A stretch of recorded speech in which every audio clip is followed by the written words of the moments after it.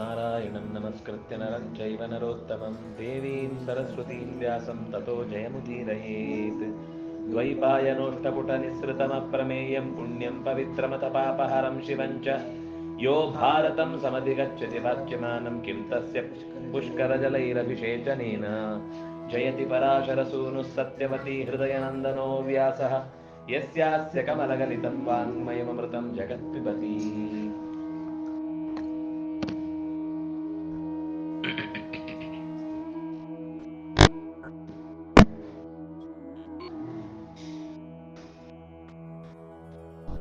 ವೈಶಂಪಾಯನ ಉವಾಚ ಪ್ರಾಗೇವ ವಸುದೇವಸ್ತು ವ್ರಜೇ ಶುಶ್ರಾವರೋಹಿಣೀಂ ಪ್ರಜಾತಾಂ ಪುತ್ರಮೇವಾಗ್ರೇ ಚಂದ್ರಾತ್ ಕಾಂತತರಾನನಂ.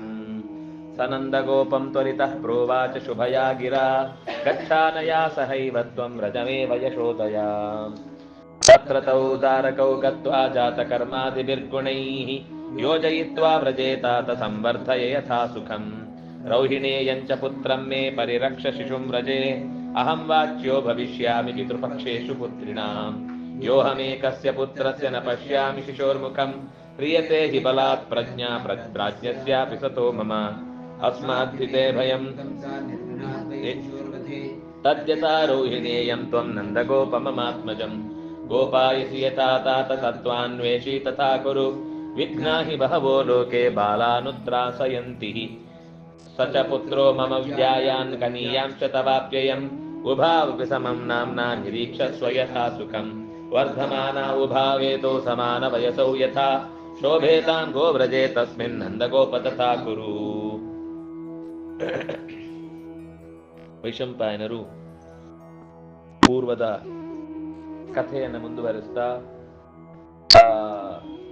ಕಂಸ ದೇವಕಿಯನ್ನು ಸಮಾಧಾನ ಮಾಡಿ ಒಳಗೆ ತಾನೇ ಬೇಯ್ತಾ ತನ್ನ ಅಂತಃಪುರವನ್ನು ಪ್ರವೇಶ ಮಾಡಿದ ಅಂತ ಒಂದು ಕಡೆಯ ಕಥೆ ಮುಗಿದ್ರೆ, ಇನ್ನೊಂದು ಕಡೆಯಿಂದ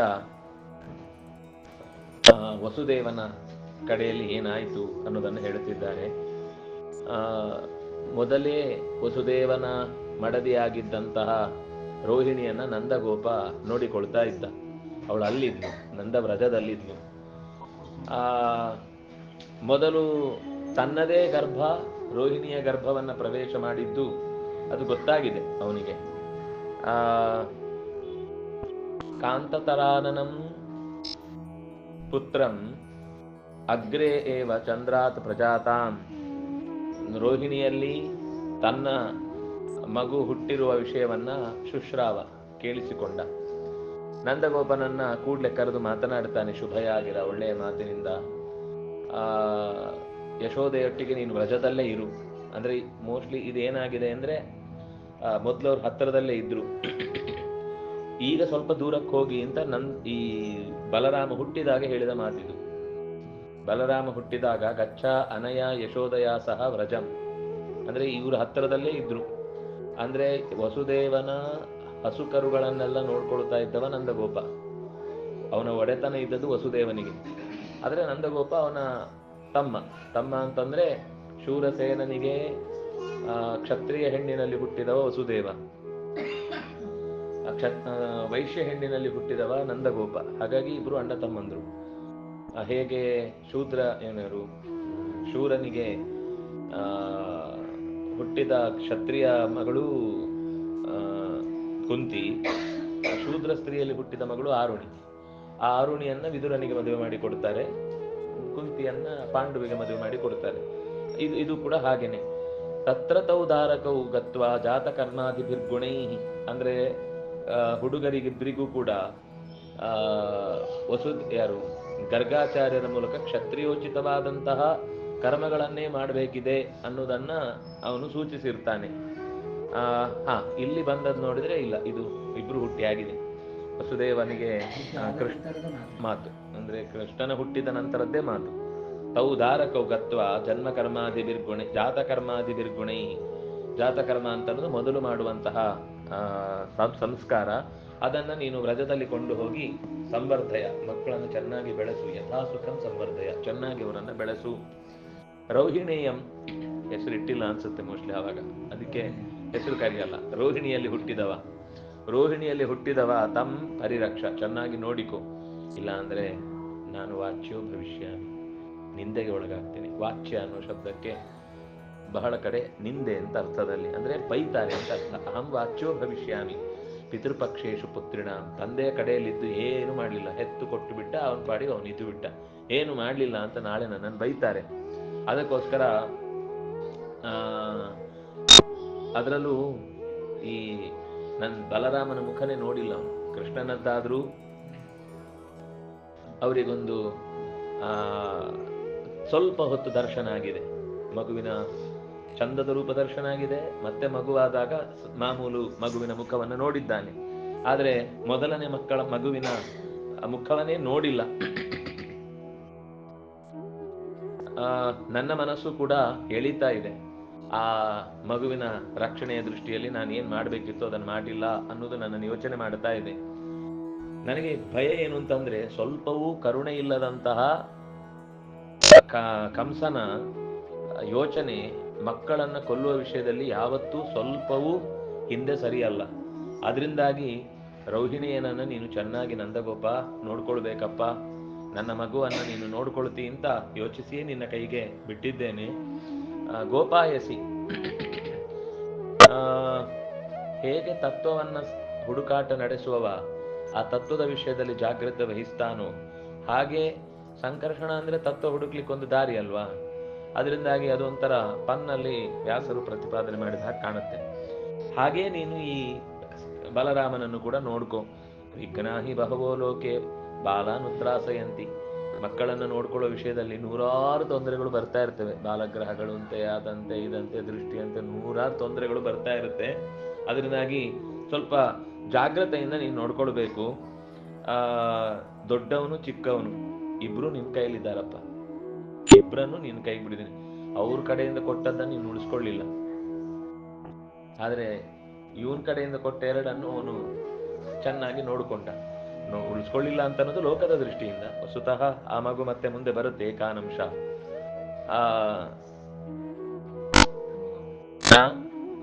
ಯೋಗ ಮಾಯೆಯನ್ನ ಏಕಾನಂಶ ಅನ್ನುವ ಹೆಸರಿನಿಂದ ಏಕಾನಂಶ ಅಂತ ಇಲ್ಲಿ ಬಂತು, ಹಿಂದೆ ಮುಂದೆ ಏಕಾನಂಗ ಅಂತ ಉಲ್ಲೇಖ ಆದದ್ದನ್ನು ನಾವು ನೋಡುತ್ತೇವೆ. ಭಾಗವತದಲ್ಲೂ ಒಂದು ಕಡೆ ಎಲ್ಲೋ ಬರುತ್ತೆ ಅವಳ ಹೆಸರು, ಎಲ್ಲಿ ಅಂತ ಮರೆತೆ. ಇವರಿಬ್ರು 3 ತಿಂಗಳ ವ್ಯತ್ಯಾಸ ಅಷ್ಟೇ, ಸಮಾನ ವಯಸ್ಕರು. ನಂದಗೋಪ ಆ ಗೋವ್ರಜದಲ್ಲಿ ಉಳಿದ ಹುಡುಗರು ಹೇಗೆ ಬೆಳಿತಾರೋ ಹಾಗೆ ಇವರು ಕೂಡ ಏನು ವಿಶೇಷವಾಗಿ ಅವರನ್ನ ಕ್ಷತ್ರಿಯರು ಅನ್ನೋ ಹಾಗೆ ತುಂಬಾ ದೊಡ್ಡದು ಮಾಡಿ ತೋರಿಸ್ಬೇಡ. ಅವರು ಈ ಏನು ಗೋವಳರು ಬದುಕುವಾಗ ಹೇಗೆ ಬದುಕ್ತಾರೋ ಸುಖವಾಗಿ ಅವರು ಮಕ್ಕಳ ಜೊತೆಗೆ ಆಟ ಆಡ್ಕೊಂಡು ಬೆಳೆದು ಬಿಡ್ಲಿ. ಬಾಲ್ಯೇ ಕೇಲಿಕಿಲ ಸರ್ವೋ ಬಾಲ್ಯೇ ಮುಖ್ಯತಿ ಮಾನವಃ ಬಾಲ್ಯೇ ಚಂಡತಮಃ ಸರ್ವ ತತ್ರ ಯತ್ನ ಪರೋ ಭವ ನ ಚ ವೃಂದಾವನೇ ಕಾರ್ಯೋ ಗವಾಂ ಘೋಷಃ ಕಥಂಚನ ಹೇತವ್ಯಂ ತತ್ರ ವಸತಃ ಕೇಶಿನಃ ಪಾಪದರ್ಶಿನಃ ಸರೀಸೃಪೇಭ್ಯಃ ಕೀಟೇಭ್ಯಃ ಗೋಷ್ಠೇಷು ಗೋಭ್ಯೋ ವಸ್ತೇಭ್ಯೋ ರಕ್ಷ್ಯೋತೌ ದ್ವಾವಿಮೌಷಿಷು ನಂದಗೋಪಗತಾ ರಾತ್ರಿ ಶೀಘ್ರಯಾನೋ ವ್ರಜಾಶುಕಃ ಇಮೇ ತ್ವಾಂ ವ್ಯಾಹರಂತೀವ ಪಕ್ಷಿಣಃ ಸವ್ಯದಕ್ಷಿಣಾಃ ರಹಸ್ಯಂ ವಸುದೇವೇನ ಸೋನುಜ್ಞಾತೋ ಮಹಾತ್ಮನ ಯಾನಂ ಯಶೋದಯಾ ಸಾರ್ಧಂ ಆರುರೋಹಮುದಾನ್ವಿತಃ ಕುಮಾರಸ್ಕಂದವಾಕ್ಯಾನಾಂ ಶಿಬಿಕಾಯಾಂ ಸಮಾಹಿತಃ ಸಂವೇಶಯಾಮಾಸ ಶಿಶುಂ ಶಯನೀಯಂ ಮಹಾಮತಿಃ ಜಗಾಮಜ ವಿವಿಕ್ತೇನ ಅನಿಲ ಸರ್ಪಿಣ ಬಹೂದಕೇನ ಮಾರ್ಗೇಣ ಯಮುನಾ ತೀರಗಾಮಿನ ಸತದರ್ಶ ಶುಭೇ ದೇಶೇ ಗೋವರ್ಧನ ಸಮೀಪಗೆ ಯಮುನಾ ತೀರ ಸಂಬದ್ಧಂ ಶೀತಮಾರುತ ಸೇವಿತಂ ವಿರುತಶ್ವಾಪದೈರಮ್ಯಂ ಲತಾವಲ್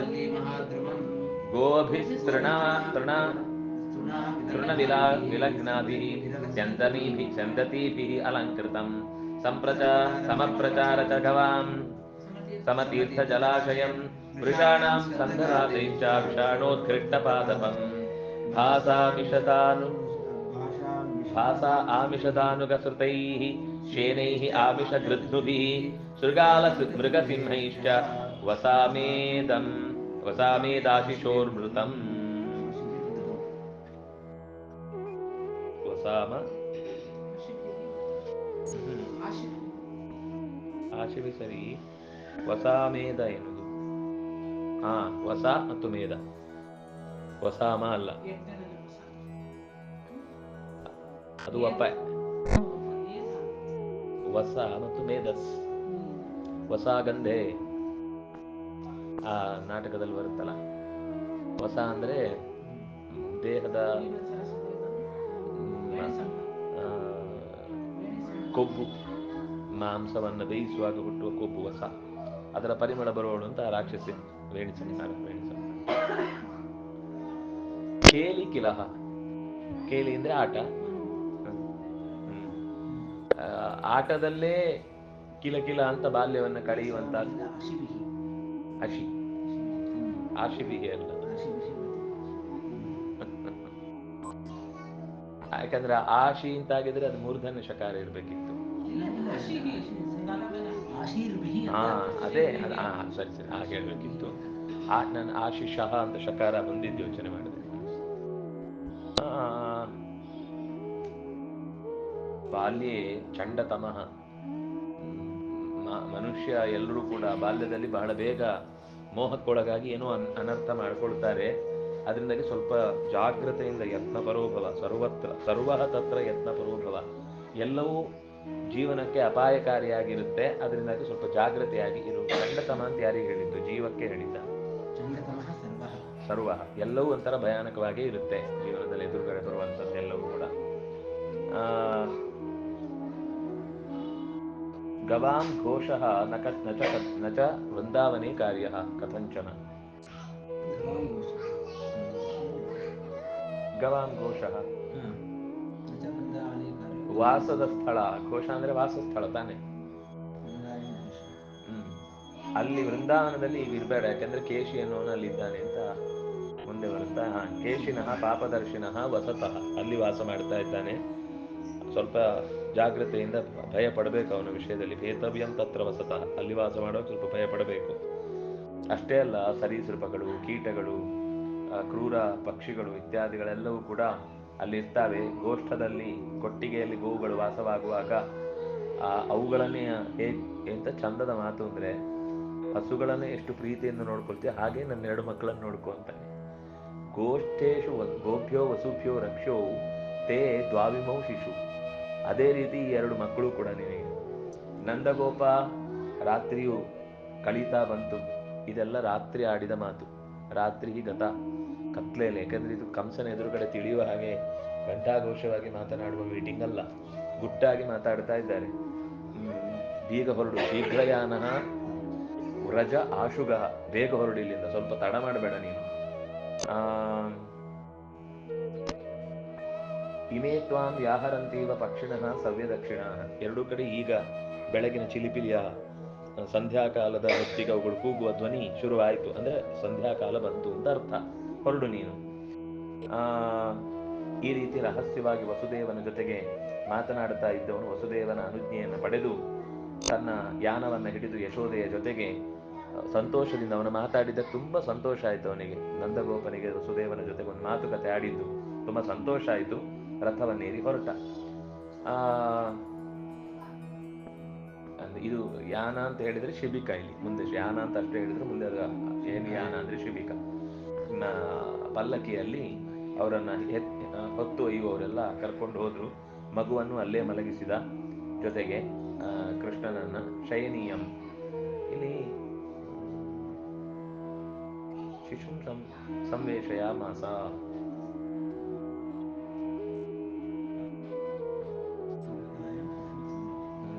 ಅಂದ್ರೆ ಇದು ಬಿಡುಗಡೆ ಆಗಿತ್ತಲ್ವಾ, ಹೊರಗಡೆ ಅವರಿದ್ದ ಜಾಗದಲ್ಲಿ ಎಲ್ಲೋ ಬಂದಿದ್ದಾನೆ. ಇಲ್ಲೇ ಇರಬೇಡ, ಇನ್ನೂ ಸ್ವಲ್ಪ ದೂರಕ್ಕೆ ಹೋಗು ಕಳಿಸ್ತಾ ಇದ್ದಾನೆ. ಇದ್ರಲ್ಲಿ ಒಂದೇನು ಅಂದ್ರೆ ನೋಡ್ಬೇಕು ಎಲ್ಲ ಕಡೆ ತುಂಬಾ ದೂರ ಹೋಗಿಲ್ಲ ಅಂತ. ಕೃಷ್ಣ ವಸುದೇವನು ಈಗ ಈ ವಸುದೇವ ಬಂದದ್ದು, ಅಂದ್ರೆ ನಂದಗೋಪ ಬಂದದ್ದು ಮಗುವನ್ನು ಕರ್ಕೊಂಡು ಅಲ್ಲಿಗೆ ಬಂದಿದ್ದಾನೆ. ಬಿಡುಗಡೆ ಆಯ್ತಲ್ಲ, ರಾತ್ರಿ ಬಂದು ಮಾತಾಡಿಸ್ಕೊಂಡು ಹೊರಟಿದ್ದಾನೆ. ಈಗ ದೂರಕ್ಕೆ ಹೋಗಿ ತಾನು ಇಲ್ಲೇ ಎಲ್ಲೋ ಹತ್ರ ಇರಬೇಡಿ, ಎಲ್ಲ ಮಕ್ಕಳನ್ನು ಕೊಲ್ಲುವ ಯೋಚನೆ ಅವನಿಗಿದೆ. ಖಂಡಿತ ಈ ತಪ್ಪು ಮಾಡೇ ಮಾಡ್ತಾನವನು, ಅದರಿಂದ ದೂರಕ್ಕೆ ಹೋಗಿ ಅಂತಾನೆ. ಅದರಿಂದಾಗಿ ಅವತ್ತು ರಾತ್ರಿ ಅಲ್ಲಿದ್ದಿದ್ರೆ ವಿಷಪಾನ ಅಲ್ಲೂ ಎಲ್ಲ ಮಕ್ಕಳಿಗೆ ಆಗೋಗ್ತಿತ್ತು. ಸಾವಿರಾರು ಮಕ್ಕಳನ್ನು ಕೊಂದಿದ್ದಾರೆ. ಆ ತಿಂಗಳಲ್ಲಿ ಹುಟ್ಟಿದ ನವಜಾತ ಶಿಶುಗಳನ್ನೆಲ್ಲರನ್ನು ಸಂಹಾರ ಮಾಡಿದ್ದಾರೆ.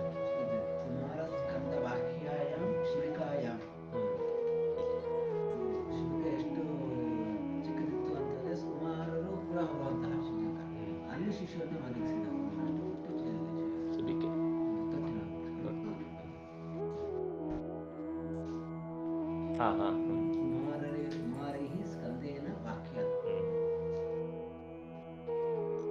ಸಮಾಹಿತ ಅವನು ಕೂತದ್ದು ಅಂತನ ಯಾವುದು? ಶಿಬಿಕಾರಿ. ಸಮಾಹಿತ ಅವನು ಜಾಗ್ರತೆಯಿಂದ ಅಲ್ಲಿ ಗಮನಿಸಿದ. ಸರಿ. ಅದೇ ಸಮಾಹಿತ ಸನ್ ವಿಶೇಷ. ಎಚ್ಚರದಲ್ಲಿದ್ದು ಮಗುವನ್ನು ಅಲ್ಲಿ ಪ್ರವೇಶ ಮಾಡಿಸಿದ. ವಿವಿಕ್ತೇನ ಗುಟ್ಟಾಗಿ ರಹಸ್ಯವಾಗಿ ಹೊರಟರು. ಆಗಲೇ ಬೆಳಗಿನ ತಣ್ಣನೆಯ ಗಾಳಿ ಬೀಸ್ತಾ ಇತ್ತು. ದಾರಿಯುದ್ದಕ್ಕೂ ಬೇರೆ ಬೇರೆ ನೀರಿನ ಸಣ್ಣ ಸಣ್ಣ ತೊರೆಗಳು, ಝರಿಗಳು ಇತ್ಯಾದಿಗಳು ಇದ್ದು ಅವೆಲ್ಲವೂ ಯಮುನಾ ತೀರದ ಕಡೆಗೆ ಹೋಗುವಂಥವುಗಳು. ಅಂದರೆ ಸಣ್ಣ ಪುಟ್ಟ ತೊರೆಗಳೆಲ್ಲ ಯಮುನಾ ಕಡೆಗೆ ಸಾಗುವಂಥವುಗಳು. ಆ ಜಾಗವನ್ನು ನೋಡಿ ಗೋವರ್ಧನದ ಸಮೀಪದಲ್ಲೇ ಯಮುನಾ ತೀರಕ್ಕೆ ಹೊಂದಿಕೊಂಡಂತೆ ಜಾಗವನ್ನು ಒಂದು ನೋಡಿದರು. ಯಾವಾಗಲೂ ತಣ್ಣನೆಯ ಗಾಳಿಯಲ್ಲಿ ಬೀಸ್ತಾ ಇರುವಂಥ ಜಾಗ ಅದು. ಹಕ್ಕಿಗಳ ಧ್ವನಿ ಕೇಳ್ತಾ ಇದೆ. ಲತಾ ಗುಚ್ಛಗಳು ತುಂಬಿಕೊಂಡಿವೆ. ಅದಕ್ಕೆ ಆಶ್ರಯ ಕೊಡ್ಲಿಕ್ಕೋಸ್ಕರ ದೊಡ್ಡ ದೊಡ್ಡ ಮರಗಳು ಅಲ್ಲಿ ವ್ಯಾಪಿಸಿಕೊಂಡು ನಿಂತಿದೆ. ಹಸುಗಳಿಗೆ ಬೇಕಾದಷ್ಟು ಉತ್ತಮವಾದ ಹುಲ್ಲು ಕೂಡ ಅಲ್ಲಿ ವ್ಯಾಪಿಸಿದೆ. ಅಷ್ಟೇ ಅಲ್ಲ, ಎಲ್ಲ ಕಡೆ ಹರಡಿದ ಬಳ್ಳಿಗಳಿಂದ ಇಡೀ ಆ ಪರಿಸರವೇ ಅಲಂಕಾರಗೊಂಡಿದೆ. ಹಸುಗಳಿಗೆ ತಿನ್ನಲಿಕ್ಕೆ ಸಮಪ್ರಚಾರ, ಬೇಕಾದಷ್ಟು ಮೇಲಿಕ್ಕೆ ಬೇಕಿರುವಂತಹ ರೀತಿಯ ಜಾಗ ಅದಾಗಿತ್ತು. ಸಮತೀರ್ಥ ಜಲಾಶಯ ಅಂದರೆ ಎಲ್ಲೂ ಅಪಾಯ ಇರಲಿಲ್ಲ ಅಂತ. ಸುಳಿ ಇರುವುದು, ಏರಿಳಿತ ಇರುವುದು, ಹಸುಗಳಲ್ಲಿ ಹೋಗಿ ಕೊಚ್ಕೊಂಡು ಹೋಗುದು, ಈ ಥರದ ವ್ಯವಸ್ಥೆ ಇಲ್ಲದ ಒಂದು ಮಡು. ನಿಜವಾಗಿ ಯಮುನೆ ಹರಿಯುವ ಜಾಗ ತುಂಬ ಮೇಲಿಂದ ಗೊತ್ತೇ ಆಗಲ್ಲ. ಇಳಿದ್ರೆ ಕೊಚ್ಕೊಂಡು ಹೋಗುವಂಥದ್ದು. ಒಳಗೆ ತುಂಬ ವೇಗ ಇರುತ್ತೆ, ಮೇಲಿಂದ ಏನು ಕಾಣಲ್ಲ. ಆದರೆ ಇದು ನದಿ ಹೋಗುವ ಜಾಗ ಒಂದ್ ಕಡೆ ಒಳಗೆ ಹೊಡೆದಿರುತ್ತೆ. ನದಿ ಹೊಡೆದಾಗ ಆ ಜಾಗದಲ್ಲಿ ನೀರು ತುಂಬಾ ಶಾಂತವಾಗಿರುತ್ತೆ. ಅದು ಏನು ಪ್ರವಾಹದ ವ್ಯಾಪ್ತಿಯಲ್ಲಿ ಅದ್ರ ನೀರು ಪ್ರತಿ ಸರ್ತಿ ಚೇಂಜ್ ಆಗ್ತಾ ಇರುತ್ತೆ. ಅಂದ್ರೆ ಅದು ಹೀಗೆ ಹರಿಯುವಾಗ ಒಳಗೆಲ್ಲ ಬೇಡವಾದ ನೀರನ್ನು ಹಿಂಗೆ ತಗೊಂಡೋಗಿ ಶುದ್ಧ ಆಗ್ತಾ ಇರುತ್ತೆ ಆ ನದಿಯ ಜಾಗ. ಇದನ್ನು ಮಡು ಅಂತ ಕರೀತಾರೆ. ಅಂತಹ ತೀರ್ಥ ಇರುವಂತಹ ಜಲಾಶಯದಲ್ಲಿ ಜೊತೆಗೆ ಎತ್ತುಗಳು ತುಂಬಾ ಇವೆ. ನಮ್ಮಲ್ಲಿ ಎತ್ತುಗಳು ಅಂದ್ರೆ ಅದು ಸಾಕ್ಲಿಕ್ಕೆ ಕಷ್ಟ ಅಂತೇಳಿ ಊರಿಗೆ ಬಿಟ್ಬಿಡುದು ಅಂತ. ಅವರಲ್ಲಿ ವೃಷಾಣ ಅವುಗಳು ಕೂಡ ಅಲ್ಲಿ ತುಂಬಾ ಇದ್ದಾವೆ. ಪರಸ್ಪರ ಅವುಗಳು ಹೊಡೆದಾಡ್ಕೊಳ್ಳುವುದು, ಆ ಹೊಡೆದಾಡ್ಕೊಂಡಿದ್ದರಿಂದ ಮರಗಳಲ್ಲಿ ಆ ಕೋಡಿನಿಂದ ಮೂಡಿದ ಗೆರೆಗಳು, ಇದೆಲ್ಲ ಆ ಚಿಹ್ನೆಗಳು ಕಾಣಿಸ್ತಾ ಇವೆ. ಹಸುಗಳು ಸಾಮಾನ್ಯ ಅಷ್ಟು ಕಿತ್ತಾಡಲ್ಲ. ಗೂಳಿಗಳು ಮಾತ್ರ ಕಿತ್ತಾಡಿದ್ರೆ ಮರಗಳನ್ನು ಬೀಳಿಸ್ಕೊಂಡು ಹೋಗ್ತದೆ. ಅಂತಹ ವಿಷಾಣೋದ್ಘೃಷ್ಟ ಪಾದಪಾನ್, ಅದರಿಂದ ಪೆಟ್ಟು ತಿಂದ ಮರಗಳ ಸಾಲು ಅಲ್ಲಿ ಮುಂದೆ ಕಾಣಿಸ್ತಾ ಇದೆ. ಅಂತಹ ಮರಗಳ ರಾಶಿಯಲ್ಲಿದೆ. ಆಮೇಲೆ ಅಷ್ಟೇ ಅಲ್ಲ,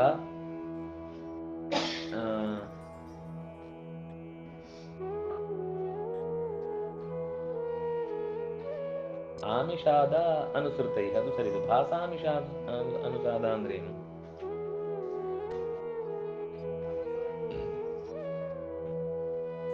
ಬೇರೆ ಶಬ್ದ ಅದು. ಭಾಷಾ ಆಮಿಷದ ಅನುಸೃತೈ, ಅಲ್ಲೇನೋ ಗೀಡ್ ಅಂತಿದೆ, ಗೀದ್ ಅಂತಿದೆ. ಮಾಂಸ ಭಕ್ಷಿಯಾದ ಶೇನ ಅಂದ್ರೆ ಹದ್ದು. ಆಮೇಲೆ ಆಮಿಷಗಳನ್ನ ಮತ್ತಷ್ಟು ಬೇಕು ಅಂತ ಲೋಭದಿಂದ ಕಿತ್ತು ತಿನ್ನುವಂಥವುಗಳು. ಅವುಗಳೆಲ್ಲ ಕುರಿಗಳಿವೆ, ಸಾರಿ, ತೋಳಗಳಿವೆ, ನರಿಗಳಿವೆ, ಸಿಂಹಗಳಿವೆ. ಹೊಸ ಮಜ್ಜ ಮಾಂಸಗಳನ್ನೆಲ್ಲ ಅಪೇಕ್ಷೆ ಪಡುವಂಥವುಗಳೆಲ್ಲ ಹೀಗೆ ತುಂಬಿಕೊಂಡಿದೆ ಆ ಕಾಡಿನ ಪರಿಸರದಲ್ಲಿ. ಹೊಡೆದಾಟ ಆಗುವಾಗ ಪ್ರಾಣಿ ಸತ್ತಾಗ ತಿನ್ಲಿಕ್ಕೆ ಅವುಗಳು ರೆಡಿ ಇರ್ತವೆ ಅಂತ. ಶಾರ್ದೂಲ ಶಬ್ದಾಭಿರುತಂ ನಾನಾ ಪಕ್ಷಿ ಸಮಾಕುಲಂ ಸ್ವಾದು ವೃಕ್ಷ ಫಲಂ ರಮ್ಯಂ ಪರ್ಯಾಪ್ತ ತೃಣವೀರುತಂ ಗೋವ್ರಜಂ ಗೋರುತಂ ರಮ್ಯಂ ಗೋಪನೀರಾಭಿರಾವೃತಂ ಅಂಬಾ ಗೋಪನ್ಯಾರೀಭಿರಾವೃತಂ, ನೀರ ಅಂತನ್ನ ಅಂಬಾರವೈಹಿ, ಕೂಗಬೇಕು ಅಂತ ಹಸುಗಳು. ಸರ್ವತಃ ಕೃತ ನಿಸ್ವನಂ ಶಕಟಾವರ್ತ ವಿಪುಲಂ ಕಂಟಕೀವಾಟ ಸಂಕುಲಂ ಪರ್ಯಂತೆ ಶ್ವಾವೃತಂ ಧ್ವನ್ಯೈಃ ಬೃಹದ್ಭಿರ್ಪತಿತೈ ದ್ರುಮೈಃ ವತ್ಸಾನಾಂ ರೋಪಿತೈಃ ಕೀಲೈಃ ದಾಮಭಿಶ್ಚ ವಿಭೂಷಿತಂ ಕರೀಷಾಕೀರ್ಣ ವಸುಧಂ ಕಟಚ್ಛನ್ನ ಕುಟಿ ಮಠಂ ಕ್ಷೇಮ್ಯ ಪ್ರಚಾರ ಬಹುಲಂ ಹೃಷ್ಟಪುಷ್ಟ ಜನಾವೃತಂ ದಾಮ ನೀಪಾಶ ಬಹುಲಂ ವಿಸ್ವನಂ ತಕ್ರ ನಿಸ್ರಾವಬದ್ಬಹುಲಂ ದಧಿಮಂಡಾ ಆರ್ದ್ರಮೃತ್ತಿಕಂ ಮಂಥಾನಮಲಯೋದ್ಗಾರೈಃ ಗೋಪೀನಾಂ ಜನಿತಸ್ವನಂ ಕಾಕಪಕ್ಷಧರೈರ್ಬಾಲೈಃ ಗೋಪಾಲ ಕ್ರೀಡನಾಕುಲಂ ಸರ್ಗ ಸಾರ್ಗಲ ದ್ವಾರ ಗೋವಾಟಂ ಮಧ್ಯೆ ಗೋಸ್ಥಾನ ಸಂಕುಲಂ ಸರ್ಪಿಷಾ ಪತ್ಯಮಾನೇನ ಸುರಭೀಕೃತ ಮಾರುತಂ ನೀಲಪೀತಾಂಬರಾಭಿಶ್ಚ ತರುಣೀಭಿರಲಂಕೃತಂ. ಆಹಾ, ಗೋಲೋಕ ಅಂದ್ರೆ ಹೀಗೆ ಇರುತ್ತೆ. ಆಚೆ ದೂರದಲ್ಲಿ ಎಲ್ಲೋ ಹುಲಿ ಗರ್ಜಿಸಿದ ಶಬ್ದ ಕೇಳುತ್ತೆ. ಬಗೆ ಬಗೆಯ ಪಕ್ಷಿಗಳು ಒಂದಕ್ಕೊಂದು ಘರ್ಷಣೆಯಾಗದ ರೀತಿಯಲ್ಲಿ ಶ್ರುತಿಬದ್ಧವಾಗಿ ಹಾಡ್ತಾ ಇವೆ. ಸ್ವಾದುವಾದ ಫಲವನ್ನು ನೀಡುವಂತಹ ಮರಗಳ ರಾಶಿಯಲ್ಲಿದೆ. ಬೇಕಾದಷ್ಟು ಮೇದಷ್ಟು ಕಮ್ಮಿಯಾಗದ ಮೇವಿನ ಹುಲ್ಲು ಜೊತೆಗೆ ಪೊದೆಗಳು. ಕೆಲವು ಪೊದೆಗಳಲ್ಲಿ ಮೇಯ್ಲಿಕ್ಕೆ ಸಿಗುವಂತ ವಿರುದ್ಧ ಅಂದ್ರೆ ಪೊದೆಗಳು. ಕೆಲವು ಪೊದೆಗಳು ತಿನ್ಲಿಕ್ಕೆ ಸಿಗುತ್ತೆ. ಅದು ತಿಂದ ಮೇಲೆ ಮತ್ತೆ ಅದರಲ್ಲಿ ಬೆಳೆಯುತ್ತೆ, ಹುಲ್ಲಿನ ತರನೇ ಅದು. ಅಂತಹ ಗೋವ್ರಜ, ಗೋಗಳು ಓಡಾಡುವ ಜಾಗ, ಗೋಋತ, ಗೋಗಳ ಸದ್ದು, ಇದು ಗೋಪನಾರಿಯರೆಲ್ಲ ತುಂಬಿಕೊಂಡಿರುವಂತಹ ಪರಿಸರ. ಆ ಹಸುಗಳು ಹಬ್ಬ ಅಂತ ಮಕ್ಕಳನ್ನ ಅತ್ಯಂತ ಪ್ರೀತಿಯಿಂದ ಕೂಗುವ ಧ್ವನಿ ಇಡೀ ಪರಿಸರವನ್ನ ಆವರಿಸಿಕೊಂಡಿದೆ. ಜೊತೆಗೆ ಎತ್ತಿಗೆ ಕಟ್ಟುವ ಬಂಡಿಗಳು ಕೂಡ ಅಲ್ಲಿ ತುಂಬಾ ಸುತ್ತ ತುಂಬಿಕೊಂಡಿದೆ. ಒಂದು ಕಂಟಕಿ ವಾಟ ಸಂಕುಲಂ. ವಾಟ ಅಂದ್ರೆ ವಾಡೆ, ವಠಾರ.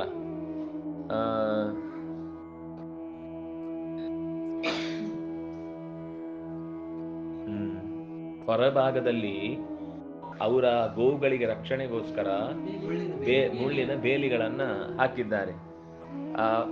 ಇದು ಪರ್ಯಂತೇಶು ಆವೃತಂ. ಈ ರೀತಿ ವನ್ಯ ಪ್ರಾಣಿಗಳು ಅವರು ಹಸುವನ್ನ, ಇದು ಇವತ್ತಿಗೂ ನೀವು ನೋಡಿದ್ರೆ ಕುರಿಗಳನ್ನ ಸಾಕೋರು ಈ ತರದ್ದೊಂದು ಸಣ್ಣ ಕೋಟೆ ತರ ಮಾಡ್ಕೊಂಡಿರ್ತಾರೆ ಅವರ ರಕ್ಷಣೆಗೋಸ್ಕರ. ಯಾರ ಮಧ್ಯದಲ್ಲಿ ರಾತ್ರಿ ಎಳ್ಕೊಂಡು ಹೋಗುದು ಇದೆಲ್ಲ ಆಗದ ಹಾಗೆ ನೋಡ್ಕೊಳ್ಳಿಕ್ಕೆ ಆಗಿರುತ್ತೆ. ವನ್ಯ ಪಶುಗಳಿಂದ ಘಾಸಿ ಆಗದಂತೆ ನೋಡ್ಕೊಳ್ಳಿಕ್ಕೆ ಈ ವ್ಯವಸ್ಥೆ. ಅಷ್ಟೇ ಅಲ್ಲ, ಪತಿತೈಹಿ ದ್ರುಮೈಹಿ, ದೊಡ್ಡ ದೊಡ್ಡ ಬಿದ್ದ ಮರದ ದಿಮ್ಮಿಗಳನ್ನು ಕೂಡ ಸುತ್ತ ರಕ್ಷಣೆಗೋಸ್ಕರ ಹೇರಿಕೊಂಡಿದ್ದಾರೆ. ಸಣ್ಣ ಸಣ್ಣ ಹಗ್ಗಗಳಿಂದ ಅಲ್ಲಲ್ಲೇ ಇರುವಂತಹ ತುಂಡಾದ ಮರದ ಕೊಂಬೆಗಳಿಗೆ ಕರುಗಳನ್ನ ಕಟ್ಟಿದ್ದಾರೆ.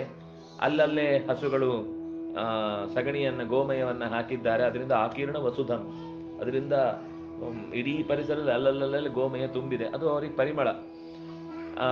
ಇದೇನು ಗೊತ್ತಾಗ್ಲಿಲ್ಲ. ಕಟಚ್ಛನ್ನ ಕುಟಿ ಮಠಂ, ಶಬ್ದನೇ ವಿಚಿತ್ರವಾಗಿದೆ. ಕಟ ಅಂದ್ರೆ ಚಾಪೆ,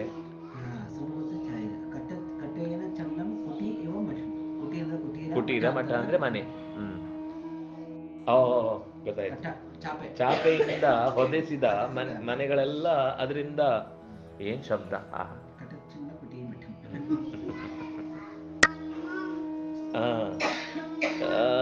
ಕ್ಷೇಮವಾದ ಅವ್ರು ಅಂದ್ರೆ ಅದು ಎಲ್ಲಿತ್ತೋ ಅದು ಆ ಜಾಗ ಅಷ್ಟು ಕ್ಷೇಮ್ಯ ಪ್ರಚಾರಕ್ಕೆ. ಅಂದ್ರೆ ಪ್ರಚಾರ ಅಂದ್ರೆ ಮೇಯ್ಲಿಕ್ಕೆ, ಹಸುಗಳಿಗೆ ಮೇಯ್ಲಿಕ್ಕೆ ಒಳ್ಳೆಯ ಜಾಗ.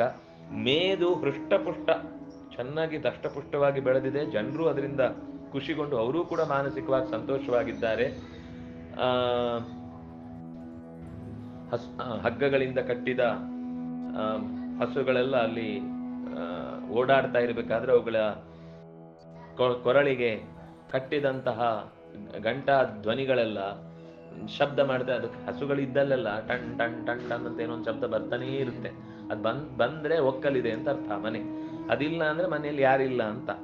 ಅದರ ಜೊತೆಗೆ ಕಡಿಯುವ ಹೊತ್ತಿಗೆ ಮಜ್ಜಿಗೆ ಆಗುವ ಸಮಯದ ತಕ್ರ ನಿಸ್ರಾವ ಬಹುಲಂ, ಅಲ್ಲಲ್ಲಿ ಮಜ್ಜಿಗೆ ಎಲ್ಲ ಚೆಲ್ಲಿದೆ ಸ್ವಲ್ಪ ಸ್ವಲ್ಪ. ದಧಿಮಂಡಾರ್ದ್ರ ಮೃತ್ತಿಕಂ, ಮೊಸರು ಬಿದ್ದ ಜಾಗದಲ್ಲಿ ಮಣ್ಣು ಒದ್ದೆಯಾಗಿ ಕೂತಿದೆ. ಅಲ್ಲಲ್ಲಿ ಮಂಥಾನ ಕಡಗೋಲು, ಅದರಿಂದ ಶಬ್ದ, ಈ ಕೈಗೆ ಹಾಕಿದ ಕಡಗ ಶಬ್ದ ಆಗ್ತಾ ಇದೆ. ಮಂಥಾನವನ್ನು ಹಿಡಿದು ಎಳೆಯುವಾಗ ಟಣ್ ಟಣ್ ಅಂತ ಅವ್ರದ್ದು ಶಬ್ದ ಬರ್ತಾ ಇದೆ.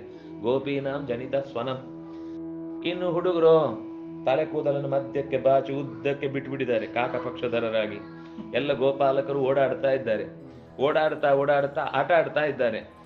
ಆ ಆಡುವಾಗ ಹೊರಗಿನ ಬಾಗಿಲಿಗೆ ಗೋವಾಟಕ್ಕೆ ಹೊರಗಡೆಯಿಂದ ಸಾರ್ಗಲ, ಚಿಲಕ ಹಾಕಿದ್ದು, ಅರ್ಗಲ ಅಂದ್ರೆ ಅಗಳಿ ಹಾಕಿದ ದ್ವಾರದಲ್ಲಿ ಮಧ್ಯದಲ್ಲಿ ಈ ಗೋಸ್ಥಾನ ಇದೆ. ಇವರು ಉಳ್ಕೊಳ್ಳಿಕ್ಕೆ ಹೊರಗಡೆ ಚಿಲಕ ಇದೆ, ಒಳಗಿನಿಂದ ಇವುಗಳೆಲ್ಲ ಇವೆ.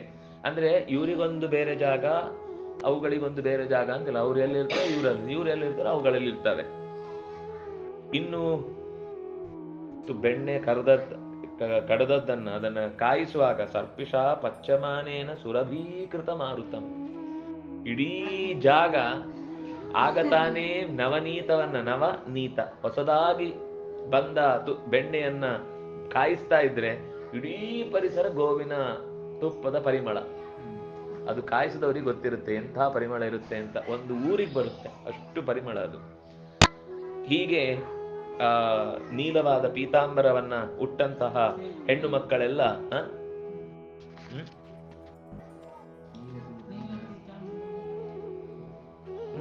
ಎರಡೂ ತರ ನೀಲದ ಮೇಲೆ ಶೇಡ್. ಹೆಣ್ಮಕ್ಳಿಗೆ ಒಂದು ಬಣ್ಣ ಸಾಕಾಗುತ್ತಾ? ಎಲ್ಲ ಮಿಕ್ಸರ್ ಬಣ್ಣಗಳೇ.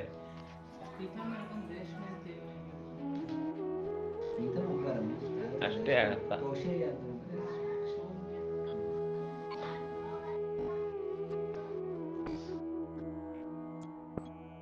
ಹಿಂದಿಯಲ್ಲಿ ಅವರು ನೀಲಿ ಪೀಲಿ ಕೊಟ್ಟಿದ್ದಾರೆ. ಹಾಗೆ ಒಂದು ಕಲರ್ ಕಾಂಬಿನೇಷನ್.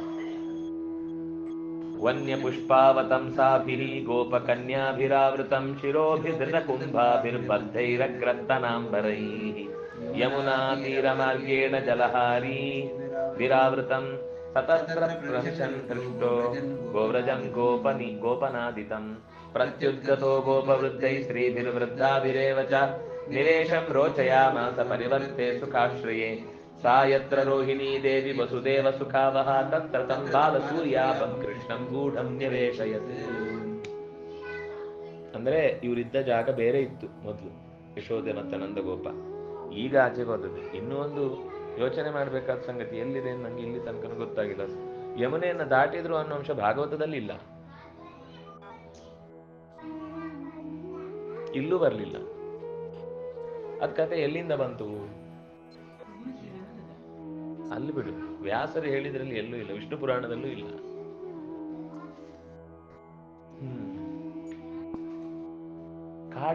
ಕಾಡು ಹೂ ಅಂದ್ರೆ ಸಹಜವಾಗಿ ಬಿಟ್ಟ ಹೂಗಳು, ಅವುಗಳೇ ಅವತಂಸ, ಆಭರಣಗಳಂತೆ ಮುಡ್ಕೊಂಡು ಹೆಣ್ಮಕ್ಳೆಲ್ಲ ಓಡಾಡ್ತಾ ಇದ್ದಾರೆ. ಗೋಪಕನ್ಯರಿಗೆಲ್ಲ ಅದೇ ಕಾಡು ಹೂ ತರೋದು, ಚೆನ್ನಾಗಿ ಕಟ್ಟುದು, ಮಾಲೆ ಹಾಕೊಳ್ಳೋದು, ಮುಡ್ಕೊಳ್ಳೋದು, ಓಡಾಡುದು. ತಲೆ ಮೇಲೆ ಧೃತ ಕುಂಭ, ಹಾಲಿದ್ದೋ ಮೊಸರಿದ್ದೋ ಬೆಣ್ಣೆದ್ದೋ ತುಪ್ಪದ್ದೋ ಏನೋ ದೊಡ್ಡ ಗಡಿಗೆ ತಲೆ ಮೇಲೆ ಹೊತ್ಕೊಂಡು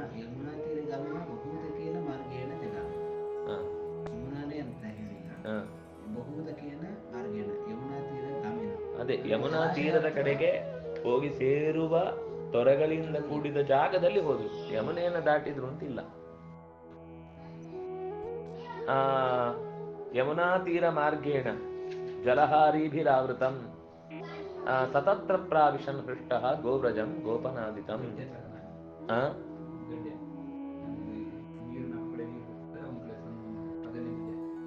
ಇಲ್ಲ ಹಾಗಲ್ಲ. ಈ ಯಮುನೆ ಒಂದೇ ನದಿ ಹರಿಯುವುದಲ್ಲ, ಅಲ್ಲಲ್ಲಲ್ಲೇ ಬೇರೆ ಬೇರೆ ಸಣ್ಣ ಉಪನದಿಗಳು ಹರಿದು ಹೋಗ್ತವೆ. ಯಮುನೆ ಕಡೆಗೆ ಹರಿದು ಹೋಗುವ ಬೇರೆ ಎಲ್ಲ ನದಿಗಳು ಸೇರುವ ಜಾಗದಲ್ಲಿ ಇವ್ರು ಹೋದ್ರು ಅಂತ.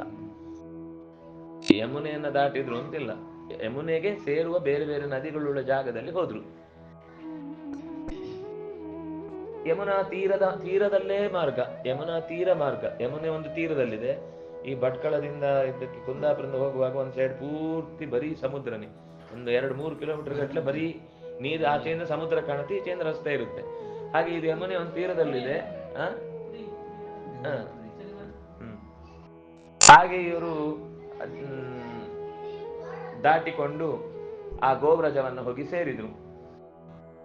ಬಂದ ತಕ್ಷಣವೇ ಗೋಪವೃದ್ಧರೆಲ್ಲ ಅಲ್ಲಿ ಓಡಿ ಬಂದ್ರು, ಸ್ತ್ರೀಯರು ಓಡಿ ಬಂದ್ರು, ವೃದ್ಧರು ಓಡಿ ಬಂದ್ರು. ತಕ್ಷಣ ಅವರು ಬಂದ ಜಾಗಕ್ಕೆ ಎಲ್ಲರೂ ಕೂಡ ಖುಷಿಪಟ್ಟು, ಸುಖವಾದ ಈ ಆಶ್ರಯಕ್ಕೆ ಎಲ್ಲರೂ ಇಷ್ಟಪಟ್ರು. ಈ ಜಾಗ ಚೆನ್ನಾಗಿದೆ ಅಂತ. ಎಲ್ಲಿ ರೋಹಿಣೀ ದೇವಿ ವಸುದೇವನ ಮಡದಿ, ವಸುದೇವನಿಗೆ ಸಂತೋಷವನ್ನ ಸದಾ ಮನಸ್ಸಿನಲ್ಲಿ ಬಯಸುವ ಹೆಣ್ಣು ಮಗಳು ಗೂಢವಾಗಿ ಇದ್ಲು, ಆ ಜಾಗದಲ್ಲಿಯೇ ಕೃಷ್ಣನನ್ನು ಕೂಡ ಬಲರಾಮನ ಜೊತೆಗೆ ಕೂಡಿಸಿದ್ಲು ಅಂತ, ಕೂಡಿಸಿದ ನಂದಗೋಪ ಅಂತ. ಅಲ್ಲಿಗೆ ಗೋವ್ರಜಗಮನಂ ನಾಮ, ಗೋವ್ರಜಕ್ಕೆ ಹೊರಡುವುದು ಅನ್ನುವ 5ನೆಯ ಅಧ್ಯಾಯ ಮುಕ್ತಾಯಗೊಂಡಿತು. ಪೂತನ ಮತ್ತು ಶಕಟರ ವಧೆಯ ಕಥೆಯನ್ನು ಮುಂದಿನ ಅಧ್ಯಾಯ ಹೇಳುತ್ತೆ. ಮತ್ತೆ ನಾಳೆ ಆ ಕಥೆಯನ್ನು ಚಿಂತನೆ ಮಾಡೋಣ. ಶ್ರೀ ಕೃಷ್ಣ.